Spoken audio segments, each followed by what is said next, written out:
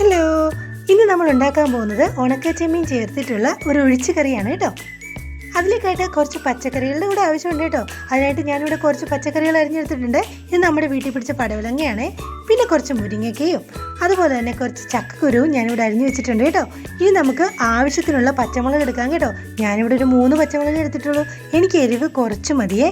പിന്നുള്ളത് വേപ്പിലയാണ് കേട്ടോ. അതും നമ്മളിവിടെ റെഡിയാക്കി വെച്ചിട്ടുണ്ട്.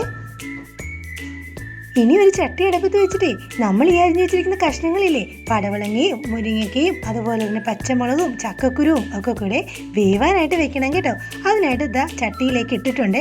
ഇനി നമുക്ക് ആവശ്യത്തിന് വെള്ളവും ഒഴിച്ച് അതിലേക്ക് കുറച്ച് മഞ്ഞൾപ്പൊടിയും കുറച്ച് ഉപ്പും കൂടി ചേർത്തിട്ട് ഇതാ ഒന്ന് വേവാൻ വെക്കുവാണേ.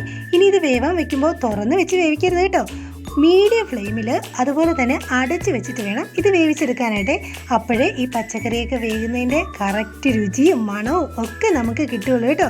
ഈ ആവി ഇറങ്ങി വേകുന്ന പച്ചക്കറികൾക്കൊക്കെ ഒരു പ്രത്യേക ടേസ്റ്റ് ആയിരിക്കും. പച്ചക്കറി ആയാലും ഇറച്ചി ആയാലും ഒക്കെ അങ്ങനെ തന്നെയാണ് കേട്ടോ. അപ്പോൾ ഇത് മൂടി നമുക്ക് വേവാനായിട്ട് വെക്കാം കേട്ടോ. ഈ സമയം കൊണ്ട് നമുക്ക് അരപ്പ് കൂടെ റെഡിയാക്കി എടുക്കാം. അതിനായിട്ട് തേങ്ങയും നല്ല ജീരകവും ഒരു വെളുത്തുള്ളിയും കുറച്ച് മഞ്ഞൾപ്പൊടിയും ചേർത്ത് നല്ല പേസ്റ്റ് രൂപത്തിൽ അങ്ങ് അരച്ചെടുക്കണം കേട്ടോ. ഇനി നമുക്ക് വേണ്ടത് ഒരു മാങ്ങയാണേ. അപ്പോഴേക്കും മോള് പോയിട്ട് ഒരു നല്ല പച്ച മാങ്ങ പറിച്ചുകൊണ്ട് വന്നിട്ടുണ്ടായിരുന്നേ. അങ്ങനെ വെന്ത് വന്ന പച്ചക്കറിയില്ലേ, അതിനകത്തേക്ക് ഇതാ കുറച്ച് പച്ചമാങ്ങ കഷ്ണങ്ങൾ കൂടെ ചേർത്ത് കൊടുത്തിട്ടുണ്ടേ. മാങ്ങയ്ക്ക് വേവ് കുറവാണല്ലോ, അത് പെട്ടെന്ന് വെന്ത് കിട്ടും. അതുകൊണ്ട് പച്ചക്കറി കുറച്ച് വെന്തതിന് ശേഷം മാത്രം മാങ്ങ ഇട്ട് കൊടുത്താൽ മതി കേട്ടോ. ഇനി നമ്മുടെ കറിയിലെ ഹൈലൈറ്റ് എന്താണെന്ന് അറിയാലോ, ഉണക്കച്ചെമ്മീനാണ്. അപ്പോൾ ഇതിനെ നമുക്ക് ചെറുതായിട്ടൊന്ന് ചൂടാക്കി എടുക്കാം. ഇങ്ങനെ ചൂടാക്കി എടുക്കുമ്പോഴാണ് ഇതിൻ്റെ മണമെല്ലാം ഇങ്ങോട്ട് പുറത്തേക്ക് ഇറങ്ങി വരുന്നത് കേട്ടോ. അപ്പോൾ ദാ ആ ഉണക്കച്ചെമ്മീനും കൂടെ നമ്മുടെ ഈ വെന്ത് വന്ന പച്ചക്കറികളുടെ അകത്തേക്ക് ചേർത്ത് കൊടുത്തിട്ടുണ്ട്.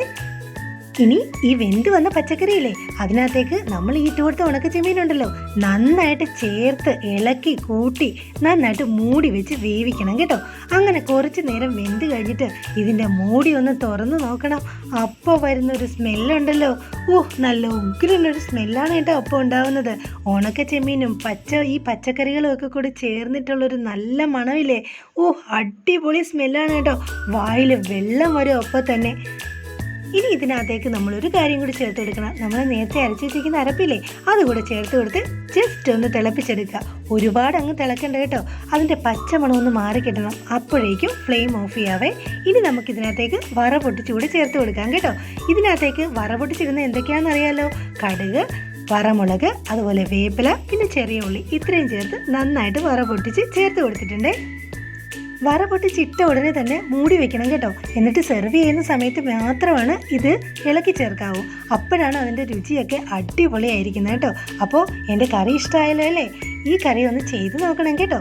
അപ്പോൾ ഇന്നത്തെ വിശേഷങ്ങൾ ദാ ഇത്രയൊക്കെ ഉള്ളൂ. എൻ്റെ ചാനൽ ഒന്ന് സബ് ചെയ്യണം കേട്ടോ. ടാറ്റാ.